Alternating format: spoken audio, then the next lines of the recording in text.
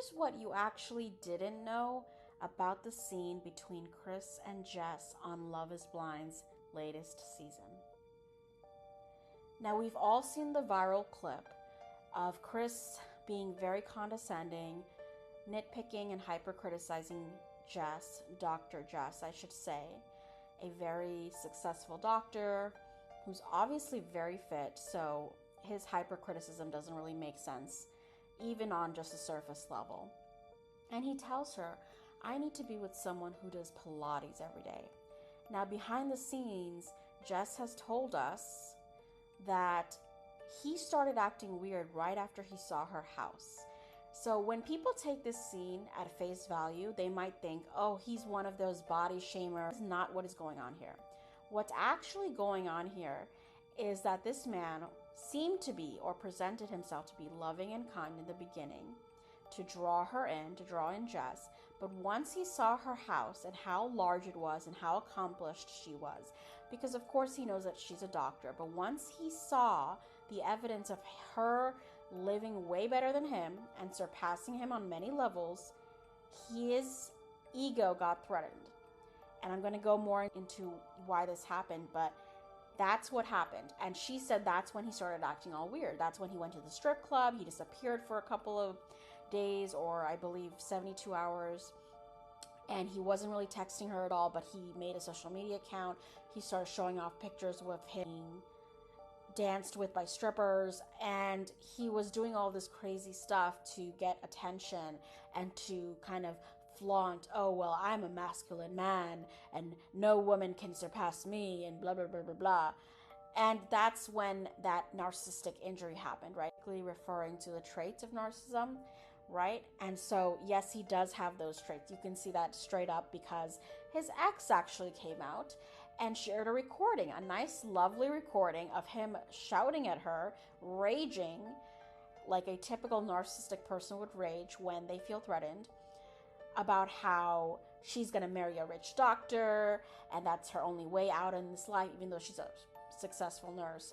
I guess he likes to pick at women in the medical field or women with successful careers in general. And he was raging at the fact that one of her friends paid for their dinner when they went out with friends, and it was a male friend. So he is obviously very jealous of people with money, people who are established, people who are successful, because he himself feels that he's not. And he's incredibly envious and jealous. And he was going on a whole rant about how he has this amount of money and how, you know, your friends are showing off that they make a month or $7,500 a week, which is a great number. And he was downplaying it. And he was raging and having an ego tantrum over the fact that other people made money.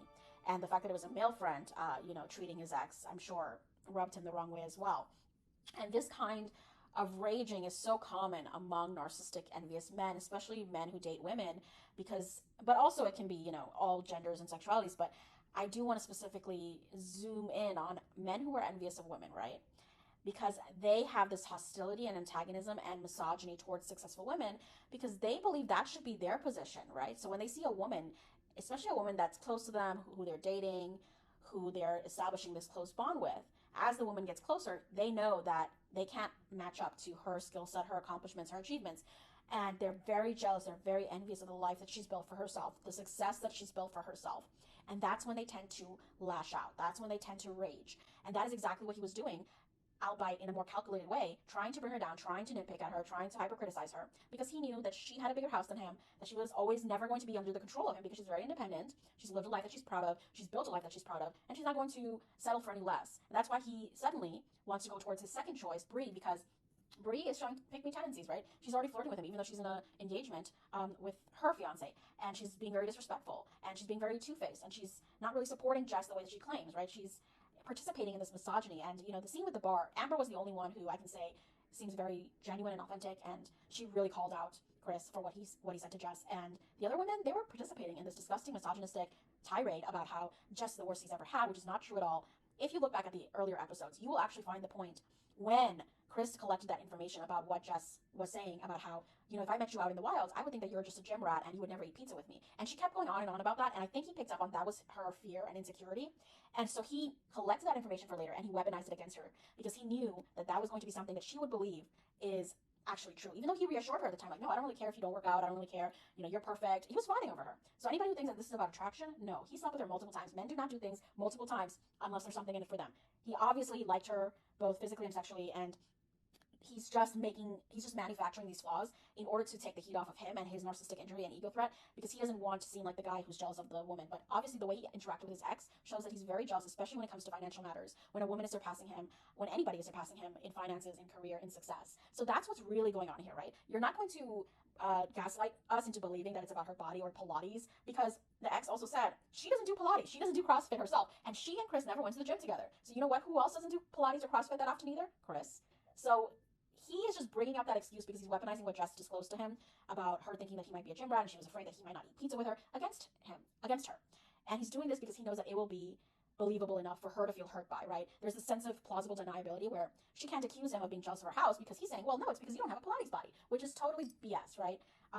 Jess is very petite, fit, and there's all sorts of Pilates bodies out there. And a Pilates body is not, doesn't have to be the standard of what a sexy hot body looks like, by the way. Like, if you are worried about Pilates body, don't worry about it, because there's all sorts of sexy, wonderful body types. And the fact that he did this on live television, I mean, not live, but on television, is actually great for documenting that this is his character. And I only wish that other previous seasons where we've seen, for example, a woman of color being attacked by a man like this, albeit a little bit more covertly, we would have called him out on it even more. But I'm glad that he's being called out, because he's so obvious about it in an overt way, but at the same time, not so obvious that the in general public would pick up on this unless they were really following the show.